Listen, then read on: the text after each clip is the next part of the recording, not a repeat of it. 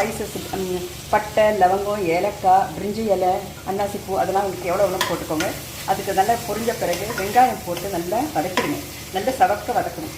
அதுக்கப்புறமா பச்சை மிளகாய் தேவையான அளவு போட்டுக்கலாம். நீங்கள் 1 கப்புக்கு 2 பச்சை மிளகாய் கணக்கு வச்சுருக்கேன். ஸோ அது ஏன்னா இதில் மிளகாத்தூள் ஏற்கனவே போட்டுட்டேன். அதனால நம்ம 2 பச்சை மிளகாய், அதுக்கப்புறம் தக்காளியை போட்டு நல்லா வதக்கணும்.